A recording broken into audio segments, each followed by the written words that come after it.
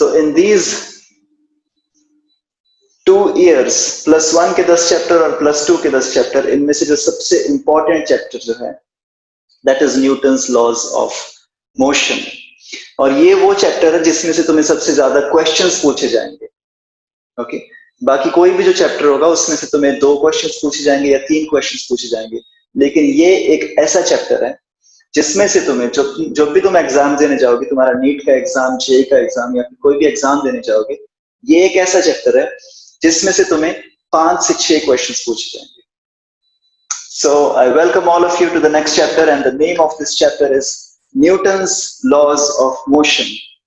इसमें हम laws of motion पढ़ेंगे जो हमें एक साइंटिस्ट ने दी हैं जिनका नाम है Isaac Newton. Okay, so I'm starting the class. Before that, please give me a thumbs up if the voice and video is clear, ताकि मुझे पता चल जाए। All right, very good. So we are starting with this class and the name is Newton's laws of motion. और थोड़ा सा लंबा chapter है, इसे हम 2 पार्ट्स में पढ़ेंगे। This is 3A and 3B. 3A will be Newton's laws of motion. 3B will be friction. तो मतलब इसे पूरा करने में हमें 1 महीना लग जाएगा, और ये 1 महीना तुम छुट्टी नहीं मार सकते। अगर तुमने इस चैप्टर में छुट्टी मार ली तो तुम्हारा पूरा लिंक ब्रेक हो जाएगा। जो पिछला वाला चैप्टर था उसमें तुम छुट्टी मार सकते थे क्योंकि थियरी पार्ट बहुत कम था, 3 इक्वेशंस थी, अगर वो आ गई मेरा थ्योरी पार्ट खत्म। अब मेरे को सिर्फ क्वेश्चंस को प्रैक्टिस करना है। लेकिन इसमें ऐसा नहीं होगा, इसमें रोज रोज तुम्हें थोड़ी थोड़ी सी थ्योरी पढ़ाई जाएगी।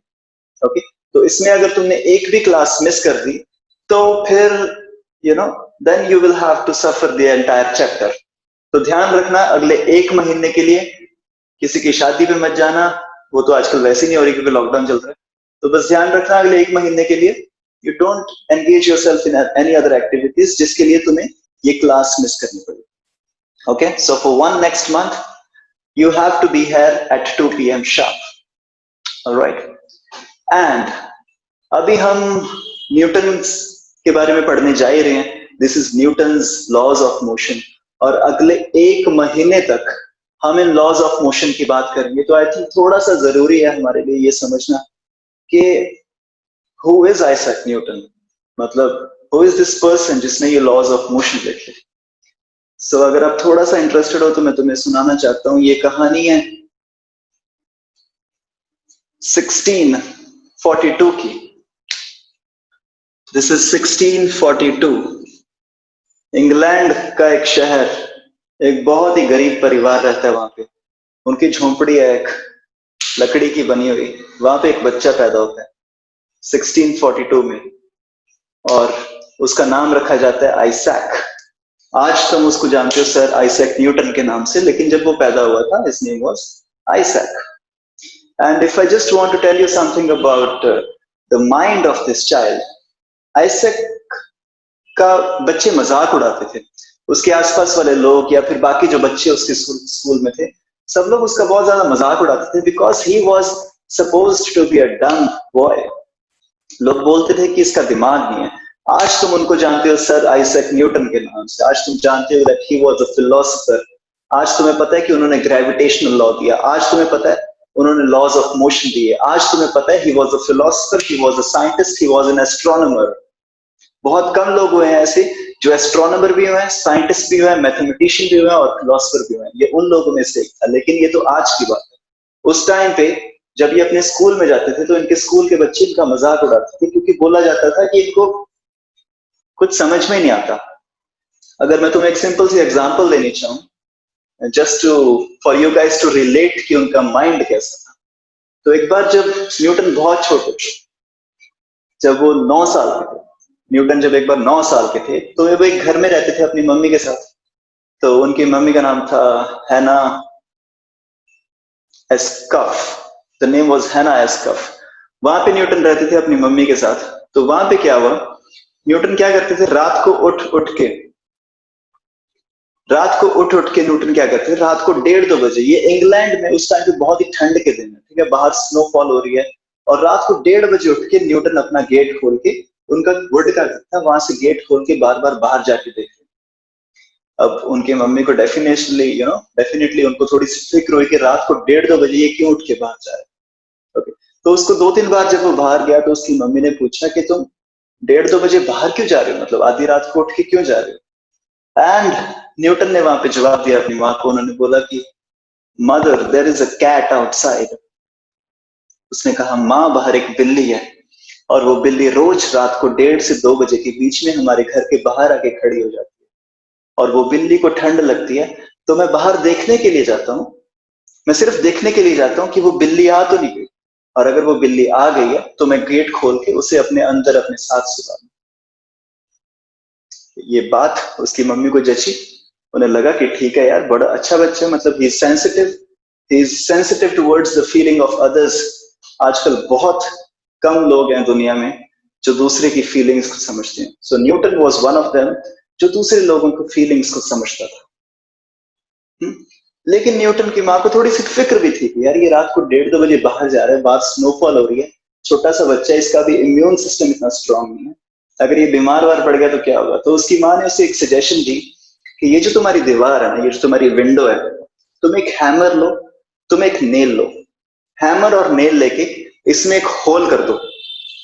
ठीक है, वैसे भी उस दीवार में बहुत सारे होल थे, वो एक छोटी सी हट थी, बहुत ही गरीब परिवार था। तो न्यूटन की माँ ने कहा कि तुम एक हैमर के साथ इसमें होल कर लो, और तुम दरवाजा खोलने की बजाय क्या करो, तुम इस होल में से देख लिया करो, तुम होल में से ऐसे पीप करके देख लो, अगर बिल्ली आ गई तो तुम जाके एक बार उसको गेट खोल देना। अब तुम्हें बार बार जाके गेट खोलने की जरूरत नहीं। तो ये बात तो जची, न्यूटन को भी सही लगा कि यार सही बोल रही है, बार बार मेरे को चल के भी जाना पड़ता है, बेड में से उठना भी पड़ता है। तो उसने अपनी माँ की बात मान ली, बोला ठीक है मैं होल कर लेता हूँ। अपना हैमर ले आया और नेल ले आया और वो होल करने लगा। जब अगले दिन सुबह उसकी माँ ने आके देखा तो उस दीवार पे 2 छेद हो रखे थे। उस दीवार पे वहां पे न्यूटन ने 2 होल्स कर रखे, एक होल छोटा था, एक होल बड़ा था। तो उसकी माँ ने पूछा कि ये तुमने क्यों किया, 2 होल्स क्यों किए यहाँ पे? तो उसने कहा mother sometimes there are 2 cats coming. उसने कहा कि माँ कई बार एक नहीं 2 बिल्लियां आ जाए, तो मैं इस होल में से एक बिल्ली को देखूंगा, दूसरे होल में से दूसरी बिल्ली को देखूंगा, और ये होल छोटा है क्योंकि एक जो बिल्ली है वो छोटी है, जो दूसरी बिल्ली है वो उससे बड़ी है, तो इसको मैं बड़े वाले होल से देखूंगा, उसको मैं छोटे वाले होल से देखूंगा।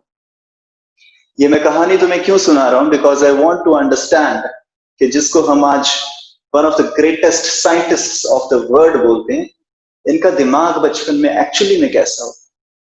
He was a dyslexic child, और इसकी वजह से उसे पढ़ाई में कुछ समझ में नहीं आता था, और जब भी वो स्कूल जाता था उसकी लड़ाई होती रहती थी, बच्चे उसका मजाक उड़ाते रहते थे। आज जिस इंसान को तुम greatest mathematician in the world कहते हो, जिस इंसान ने तुम्हें कैलकुलस दिया, जिस इंसान ने तुम्हें डिफरेंशिएशन और इंटीग्रेशन करना सिखाया, उस इंसान को इतनी सी बात नहीं समझ में आई कि एक ही होल में से 2 बिल्लियां देखी जा सकती। उसे इतना सा नहीं समझ में आया कि ये जो मैंने एक होल किया इसमें से 2 बिल्लियां भी देखी जाती हैं, और इस बंदे ने तुम्हें डिफरेंशिएशन और इंटीग्रेशन दिया, और इसी रीजन की वजह से उसकी स्कूल में लड़ाई होती रहती थी। बच्चे उसको हमेशा बोलते थे you are a dumb boy, तुम एक बेवकूफ बच्चे हो, और इसकी वजह से उसकी स्कूल में लड़ाइयां होती थी। एक दिन छुट्टियां चल रही थी, न्यूटन अपनी माँ के साथ बैठा था घर पे, और उसके स्कूल से चिट्ठी आई। उसके स्कूल का नाम था द किंग्स स्कूल। उनके पास पैसे नहीं थे स्कूल की फीस देने के लिए, न्यूटन के परिवार के पास पैसे नहीं थे स्कूल की फीस देने के लिए। वो ग्रैंथम में रहते थे, द स्कूल वाज इन ग्रैंथम। ये इंग्लैंड का एक छोटा सा गांव है, वहां पे द किंग्स स्कूल में न्यूटन पढ़ता था, वहां पे जहां पे उसकी रोज लड़ाइयां होती थी। एक दिन न्यूटन बैठा था अपनी मम्मी के साथ, और इस स्कूल के प्रिंसिपल जो हैं वहां से एक लेटर आती है उनके घर पे, और न्यूटन की मम्मी उस लेटर को खोलती है और वो लेटर पढ़ना स्टार्ट करती है, और उसकी माँ झरझर आंसुओं से रोने लगती है, वो अनकंट्रोलेबली रोने लगती है वहां पे। तो न्यूटन वहीं पे सामने बैठा था। न्यूटन उस टाइम पे कुछ 13-14 साल के थे। वहीं पे सामने न्यूटन बैठा था, उसने आके पूछा अपनी माँ से कि तुम रो क्यों रही हो, ऐसा क्या लिखा है इस चिट्ठी में, और ये किसकी चिट्ठी है? तो उसकी माँ ने कहा कि बेटा ये चिट्ठी तुम्हारे स्कूल के प्रिंसिपल की चिट्ठी है, और इस चिट्ठी में लिखा है that your son Isaac Newton is a brilliant boy, Your son Isaac Newton is a brilliant boy. His intellect is so sharp that the teachers of our school cannot teach such a brilliant boy. So we request you to put him in a school where you can find teachers of his caliber and competence. उसकी माँ ने कहा कि इस चिट्ठी में लिखा है कि आपका जो बच्चा है आइजैक न्यूटन, वो इतना ज्यादा समझदार है और वो इतना ज्यादा शार्प है कि हम हमारे स्कूल के टीचर्स उसको पढ़ा नहीं सकते। इसलिए हम आपसे अनुरोध करते हैं कि आप उसको एक ऐसे स्कूल में डालिए जहां पे टीचर्स उसको अच्छे से पढ़ा सके। या तो उसे उस स्कूल से हटना पड़ा। फिर न्यूटन वहां से थोड़ी दूर जाके पढ़ने लगे। वो वहां पे जाके ग्रेजुएशन करने के लिए गए न्यूटन, जब वो 21 साल के थे। And he went to this university, he went to this Trinity college. अगर तुम अभी भी गूगल पे सर्च करोगे, you will find this, he went to Trinity college in Cambridge. The Cambridge university का आप नाम आपने सुना होगा। उसी शहर में एक यूनिवर्सिटी है, ट्रिनिटी कॉलेज, और वहां पे जाके न्यूटन ने अपना रिसर्च पेपर लिखना स्टार्ट किया और कैलकुलस के ऊपर उन्होंने अपनी रिसर्च करनी स्टार्ट कर दी। And when this guy was 23 years of age, when he was 23 years of age in 1665, तो उन्हें अपने कॉलेज पे द बेस्ट स्टूडेंट का अवार्ड मिला। लेकिन a major event happened। अगर आपने थोड़ी सी हिस्ट्री पढ़ी है तो तुम्हें थोड़ा बहुत याद होगा। A major event happened in 1665। दुनिया का बहुत बड़ा इवेंट हुआ था, the Great Plague। The Great Plague occurred in 1665 और पूरा इंग्लैंड लॉकडाउन हो गया था। अभी जैसे हमारा लॉकडाउन हुआ था ना, कोरोना वायरस फैला, कोरोना वायरस की वजह से तुम्हारा ये जो लॉकडाउन हुआ, ये कितने दिन चला था? 2-3 महीने।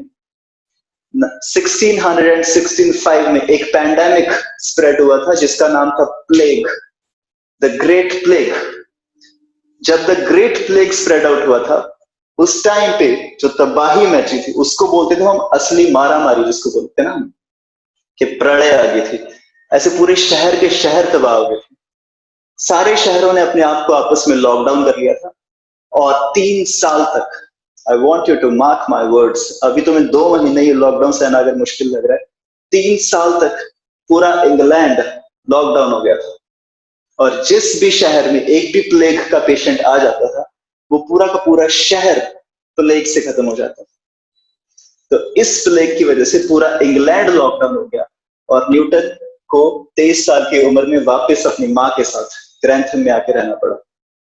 तो फिर 3 साल जब वो लॉकडाउन थे, अपने घर पे थे, तुम्हें पता ही है लॉकडाउन में क्या होता है, पढ़ाई तो हो नहीं पा रही थी, तो उन्होंने घर पे अपना रिसर्च पेपर लिखना स्टार्ट किया। जो उनकी लेबोरेटरी थी, उन्होंने घर पे अपनी लैब बना ली कि मैं यहीं पे अपना रिसर्च पेपर लिखूंगा। But nothing significant was happening. वो रिसर्च तो करते थे, रोज टेलीस्कोप था उनके पास, रोज चांद तारों को देखते थे, लेकिन कुछ भी निकल के नहीं आ रहा था। ठीक है, तो अपना रिसर्च कर रहे थे, वो चल रहा था, it was normal, but nothing significant was happening. But one day what happened, his mother died because of the same pandemic plague। Plague वहां पे पूरा फैला हुआ था, जिनका इम्यून सिस्टम थोड़ा सा अच्छा था वो लोग बच गए, लेकिन हिज मदर वाज ओल्ड, और जब उसको प्लेग हुआ, his mother died because of this plague. He was okay, उसको इतना बड़ा झटका नहीं लगा because she was already old. वो अपनी माँ को बरी करके जब घर वापस आया तो उनका कुछ सामान देखा, इधर उस देखे उसने अपनी मम्मी के कुछ पुराने, she had souvenirs from the old, और फिर उसको एक ट्रंक मिला। उस ट्रंक में वो सारी चीजें थी जो उसकी माँ ने कभी उसको दिखाई नहीं थी। तो न्यूटन ने उसका लॉक तोड़ा, वहां से अलग अलग चीजें निकल के आ रही थी, और उसी ट्रंक में से उसे एक चिट्ठी मिली। वही चिट्ठी जो न्यूटन की माँ ने न्यूटन को पढ़ के सुनाई थी। न्यूटन ने वो चिट्ठी खोली and he was numb at that point. वो उस चिट्ठी को देखता ही रह गया। वो घंटे उस चिट्ठी को वहां पे लेके खड़ा रहा। उसे कुछ समझ में नहीं आ रहा था ये हो क्या रहा है। उसके पैरों के नीचे से जमीन खस गई। न्यूटन ने उस चिट्ठी पे लिखा था, वो किंग्स स्कूल ग्रैंथम के प्रिंसिपल की चिट्ठी थी, और वो लिखी गई थी हैना आइस्कफ को। उस चिट्ठी में लिखा गया था, your son Isaac Newton is a dumb boy, his intellect is so poor that not just our school No teacher in the world can teach such a poor boy. So we are rusticating Mr. Isaac Newton from our school. उस चिट्ठी में लिखा था कि आपका बेटा Isaac Newton एक बेवकूफ बच्चा है, उसकी समझ इतनी कम है कि हमारे स्कूल का तो क्या, दुनिया के किसी भी स्कूल का कोई भी टीचर इसको पढ़ा नहीं सकता। इस वजह से हम आइजैक न्यूटन को अपने स्कूल से निकाल रहे हैं। This incident did something very significant. इस इंसिडेंट की वजह से न्यूटन की पूरी जिंदगी बदल गई। The way he started looking at life, अब तक की उसकी जिंदगी और इस इवेंट के बाद की उसकी जिंदगी में जमीन आसमान का फर्क हो गया। और उसके एक महीने के अंदर Newton gave 3 laws of motion.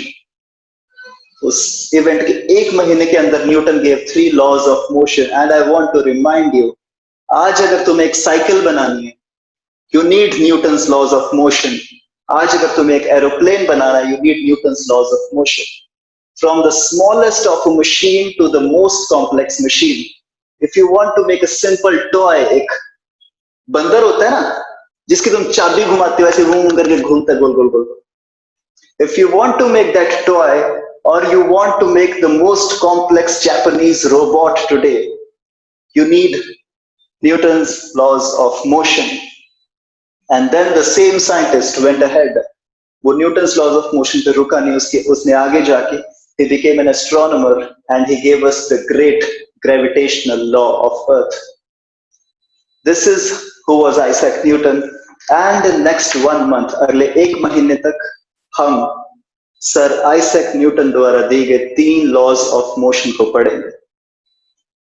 3 laws उन्होंने दिया, तुमने 9th में ऑलरेडी सुन रखे होगे। पहला लॉ है, उन्होंने दिया लॉ ऑफ इनर्शिया, कि अगर कोई चीज चल रही है वो चलती रहेगी जब तक उस पर फोर्स नहीं लगाओगे। अगर कोई चीज रुकी हुई है वो रुकी रहेगी जब तक उस पर फोर्स नहीं लगाओगे। दूसरा लॉ उन्होंने दिया कि अगर तुम फोर्स लगा रहे हो तो उस ऑब्जेक्ट की एक्सेलरेशन कितनी होगी, उसके मास के हिसाब से डिपेंड होगी। तीसरा लॉ सर आइजैक न्यूटन ने जो हमें दिया कि अगर तुम किसी चीज पे फोर्स लगा रहे हो तो वो वाली चीज भी तुम पे फोर्स लगाएगी in the opposite direction. So with that, we are starting this chapter. It's called Newton's laws of motion. अपनी notebooks निकाल लो, अपने pens निकाल लो और heading डाल लो Newton's laws of motion. और अगर तुम्हारे पास notes हैं, then अपनी notebook मत निकालना, just अपने pen निकाल लो और अपने notes निकाल लो, chapter निकाल लो जहाँ पे लिखा है Newton's laws of motion. I welcome all of you once again to the new class, Newton's laws of motion. Please be ready with your pens and notes. हम इसको start कर रहे हैं in 30 seconds. So now हम पढ़ेंगे Newton's laws of motion. सबसे पहले तो ये न्यूटन के लॉ है, एक साइंटिस्ट है, ये लॉ है मोशन के। तो मोशन तो हमने ऑलरेडी पढ़ रखा है पिछली कुछ क्लासेस में, मैंने मोशन तो पढ़ रखा है। तो हमने क्या लिखा था चैप्टर नंबर 1 में, काइनेमैटिक्स में हमने सीखा था motion is something when an object changes its position with respect to time. ठीक है, हमने यही बोला था ना कि कोई भी चीज मोशन में कब होती है, जब वो टाइम के साथ अपनी पोजीशन को चेंज कर ले, और कोई भी चीज रेस्ट में कब होती है, जब वो टाइम के साथ अपनी पोजीशन को ना चेंज करे। For example, if I have this graph है, यहाँ पे एट अ पर्टिकुलर पॉइंट यहाँ पे एक कार है, ये कार है मान लो 30 पे, okay, this is 2, this is 1, this is 1, this is 2। तो इसकी position at t equal to 0, the position is 30। तो इसको हम मोशन में कब बोलते हैं, जब कुछ टाइम के बाद ये कार आगे चली जाएगी तो हम बोलेंगे कि ये कार मोशन में। अगर ये कार कुछ टाइम के बाद भी यहीं पे रुकी रही तो हम इसको बोलेंगे ये कार रेस्ट पे।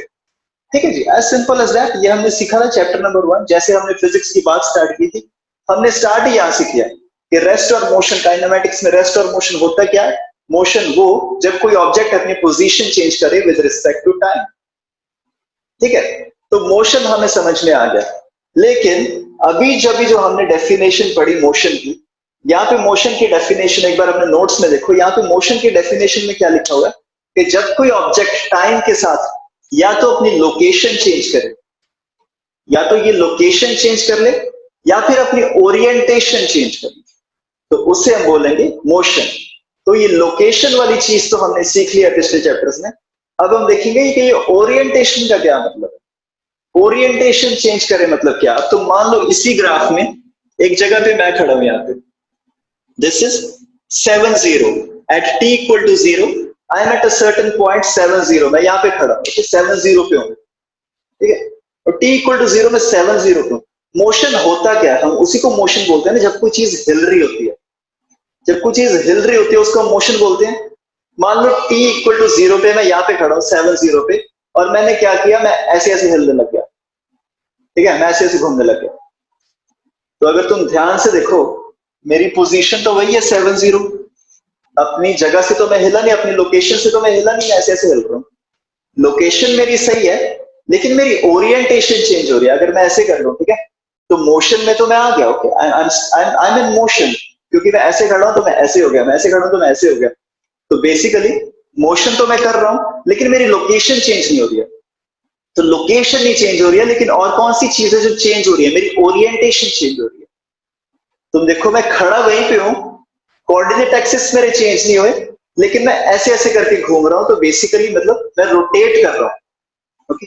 तो मेरी ओरिएंटेशन चेंज हो रही है, मेरी लोकेशन चेंज नहीं हो रही। तो ये भी एक दूसरे तरीके का मोशन होता है।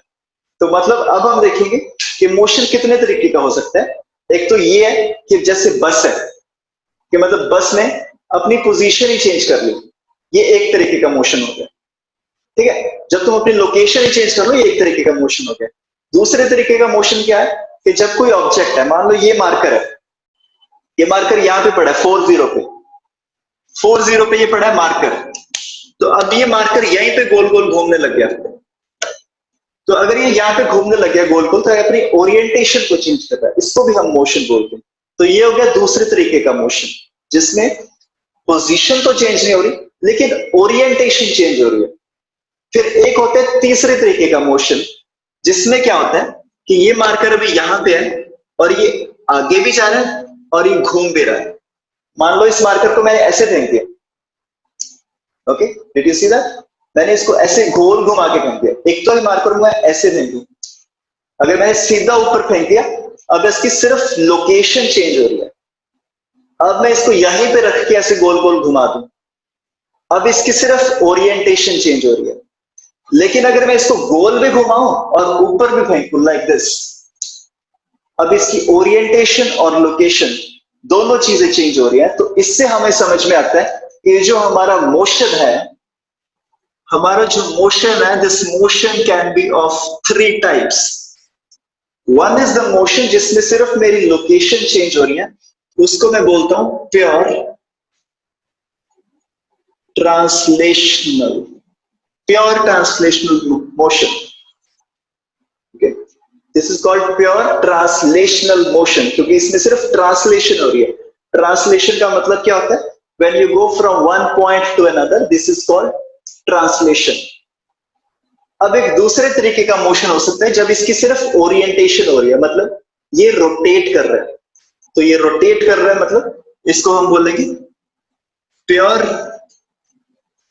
रोटेशनल, प्योर रोटेशनल मोशन, ठीक है। स्पेलिंग वगैरह देख लेना उसकी, प्योर रोटेशनल मोशन। फिर तीसरे तरीके का मोशन, वो किस तरीके का मोशन होता है? जब इसको मैं ऊपर फेंकू, ये गोल भी घूमेगा और ये ऊपर नीचे भी जाएगा। इसको हम बोलेंगे third type of motion, which is called translational plus rotational motion.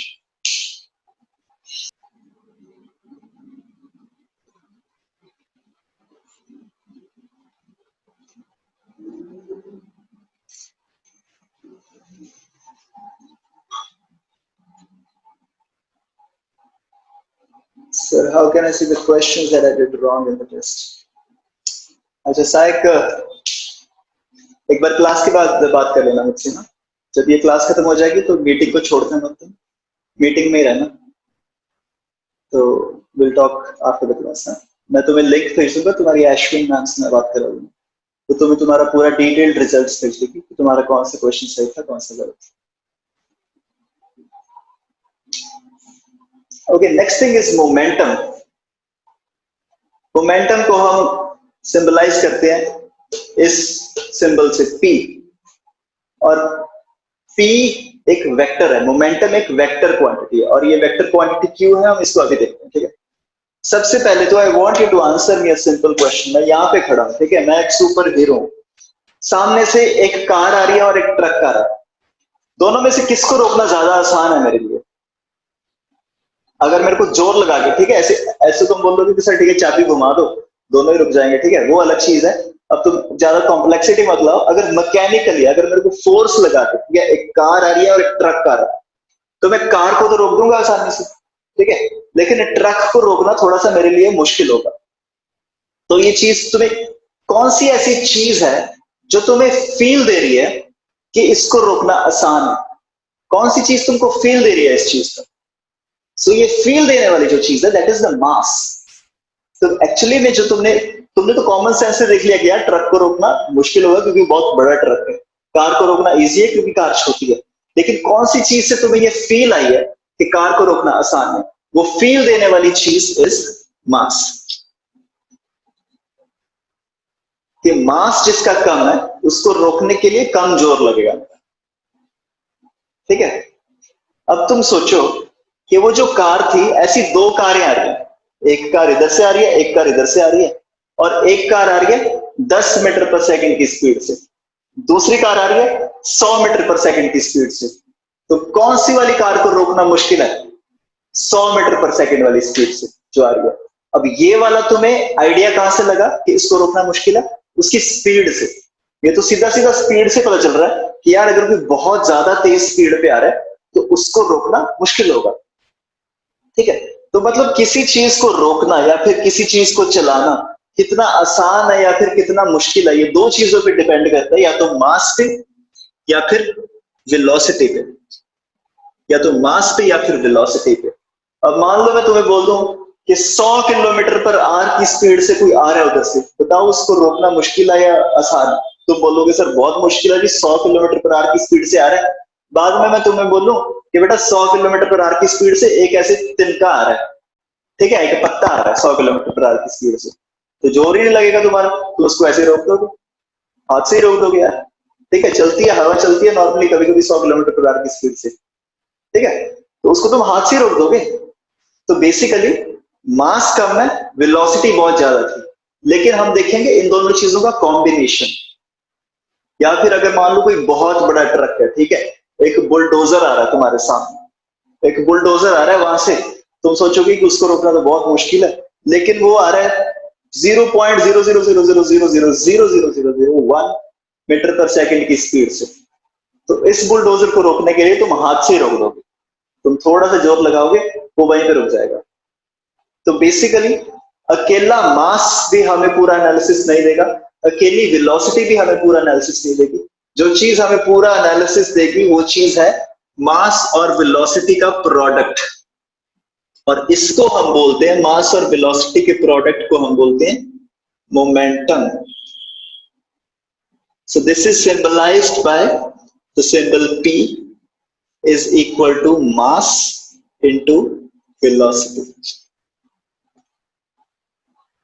अब इसमें एक और चीज जो समझनी हमें बहुत जरूरी है वो ये है कि momentum is a vector quantity. Momentum is a vector quantity. ये मुझे कैसे पता चला momentum is a vector quantity? क्योंकि this is mass into velocity. Velocity मुझे पता है इज अ वेक्टर क्वांटिटी, तो जो भी वेलोसिटी की डायरेक्शन होगी वही मोमेंटम की डायरेक्शन होगी। अगर कोई कार इस डायरेक्शन में मूव कर रही है, उसकी वेलोसिटी इधर है, तो जो इसका मोमेंटम होगा, मोमेंटम की डायरेक्शन भी राइट वाली होगी। So momentum is equal to mass into velocity. ये एक स्केलर है, ये एक वेक्टर है।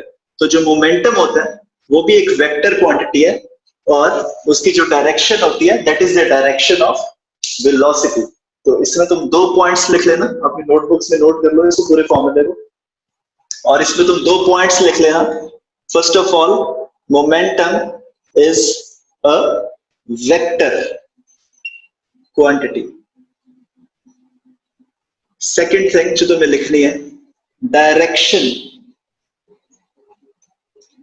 Direction of momentum is same as direction of velocity. इसके दो पॉइंट्स नोट करने हैं तुम्हें। सबसे पहली चीज क्या है कि मोमेंटम एक वेक्टर क्वांटिटी है और जो मोमेंटम की डायरेक्शन होती है वो वही डायरेक्शन होती है जो वेलोसिटी की डायरेक्शन होती है। इतना नोट कर लो। फिर उसके बाद पेज टर्न करना। पेज टर्न करके तुम्हें मिलेगा फोर्स। फोर्स का जो पहला पैराग्राफ ऊपर लिखा हुआ है उसको पढ़ लो।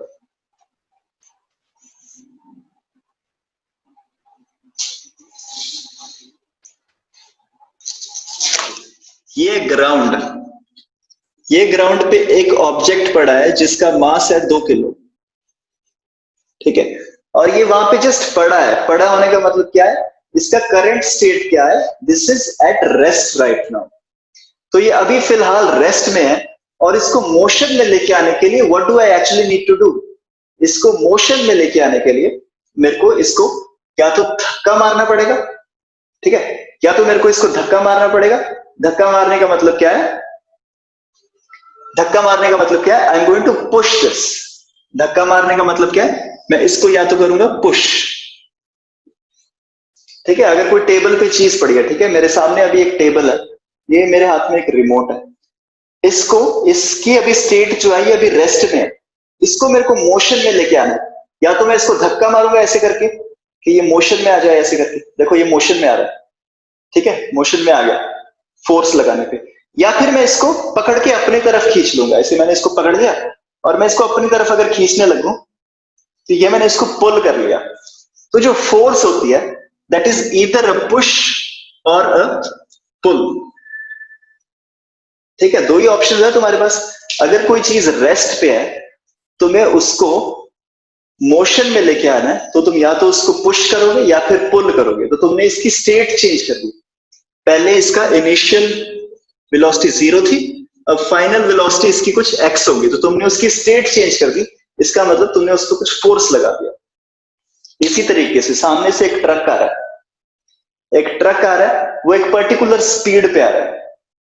अब उसकी कुछ स्पीड है और उसका फिलहाल स्टेट क्या है, वो मोशन में है।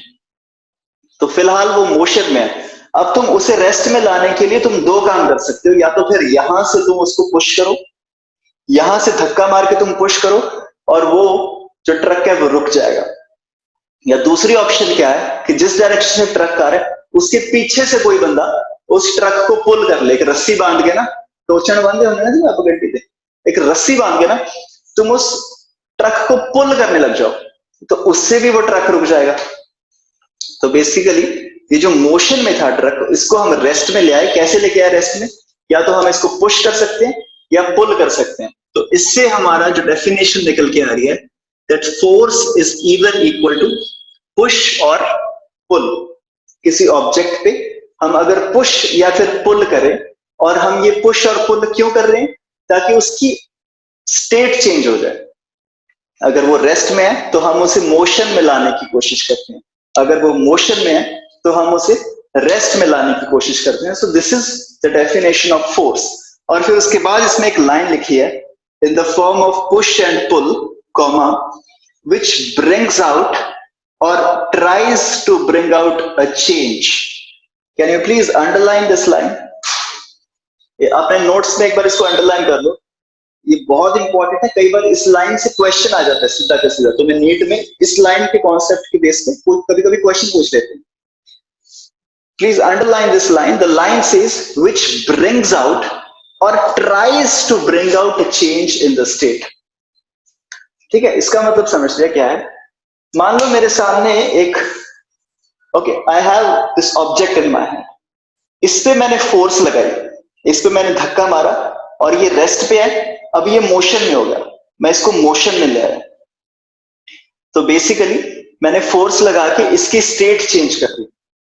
लेकिन अब तुम सोच के देखो, मेरे सामने एक हाथी खड़ा है, ठीक है, या फिर कोई बहुत बड़ी चीज खड़ी है मेरे सामने, एक बुलडोजर खड़ा है मेरे सामने, तो मैं उस पर फोर्स लगा रहा हूं। जोर तो मैं अभी भी लगा रहा हूं, ठीक है, जोर तो मैं अभी भी लगा रहा हूं। जितना जोर मैंने इस पे लगाया, इस पे मैंने थोड़ा सा जोर लगाया, इसका मोशन में आ गया। तो ऐसे ही एक मेरे सामने बुलडोजर खड़ा था, मैंने उस पे भी ऐसे इतना फोर्स लगाया, इसी इतनी इंटेंसिटी के साथ फोर्स लगाई। तो बेसिकली मैंने जोर तो लगाया, ठीक है, मोशन मैंने प्रोड्यूस करने की कोशिश की, that is what the line is saying, it is trying to bring out a change in the state of the motion. ठीक है, जो हमारी पहले वाली एग्जांपल थी, ट्रक को मैं रोकने की कोशिश कर रहा था, वो 50 मीटर पर सेकंड की स्पीड से अगर ट्रक आ रहा है तो मैं उसको रोकने की कोशिश कर रहा था। ठीक है, लेकिन ये अलग बात है कि वो ट्रक रुकेगा नहीं, वो मेरे ऊपर से निकल जाएगा ट्रक, वो मेरे ऊपर से ट्रक निकल जाएगा, लेकिन इसका ये मतलब तो नहीं है कि मैंने फोर्स नहीं लगाई, मैंने तो अपनी फोर्स लगाई थी ना। So force is something which tries to change the state of the motion. ठीक है जी, ट्रक मोशन में था, तुमने रोकने की कोशिश की, दिस इज फोर्स। ट्रक खड़ा है, तुमने फोर्स लगाई, उसको चलाने की कोशिश की, अब ये फर्क नहीं पड़ता कि वो चला या नहीं चला, ये बात की बात है, ठीक है, लेकिन तुमने कोशिश की, this is force. Okay, so force is something which is applied on a body by another body, and it is in the form of push and pull, and this tries to change the state of the other body. लिख लो इसको right hand side पे, जो तुम्हारा right hand side वाला page है वहां पे लिख लो कैरेक्टरिस्टिक्स ऑफ अ फोर्स, वहां पे लिख लो। So it is applied by one body on another body. सबसे पहली चीज क्या है, one body applies a force on another body. Second point is it is in the form of push or pull. Third point is it brings out or tries to bring out a change in the state of the motion of another body. ठीक है, इसको अपने शब्दों में लिख लो, इस तरीके से लिख लो ताकि जब अगली बार तुम नोट्स को पढ़ो तुम्हें समझ आ जाना चाहिए कि इसमें लिखा क्या है।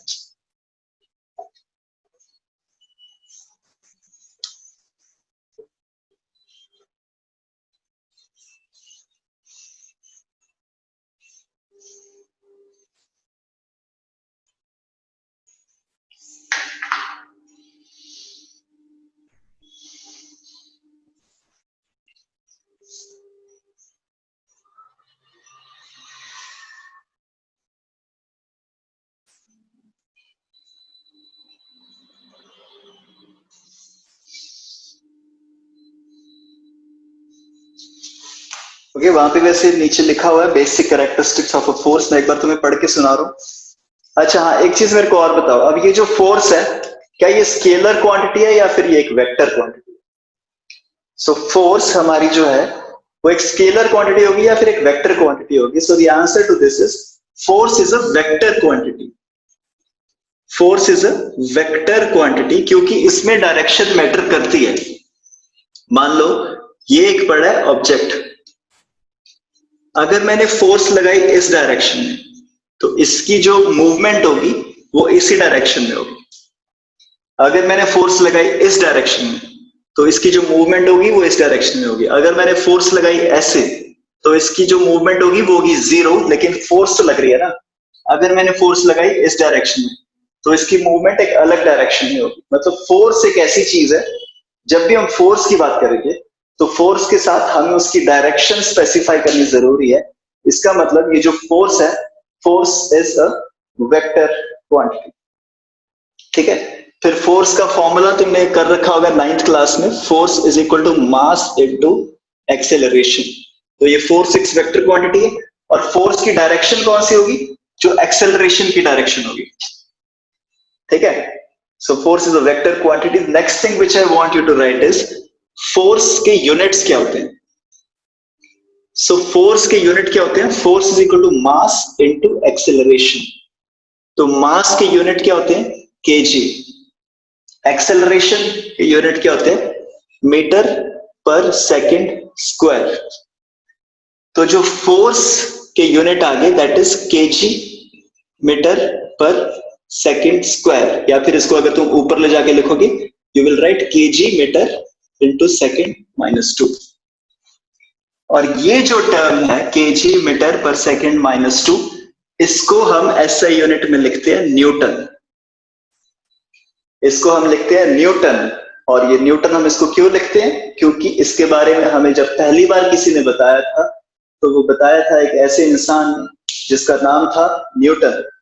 इसकी वजह से हम जो फोर्स की बात करते हैं उसकी जो यूनिट है वो इस साइंटिस्ट के नाम पे हम बोलते हैं इसको Newton. So SI unit of force is Newton.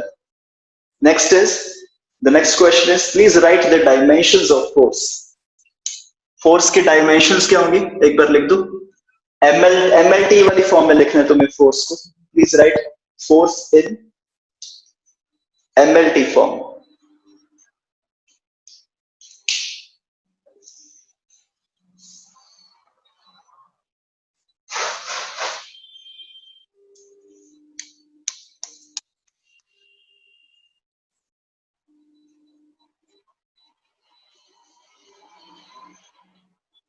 Okay, देखते हैं इसको एक बार. So force is equal to mass into acceleration, that is kg metre per second square.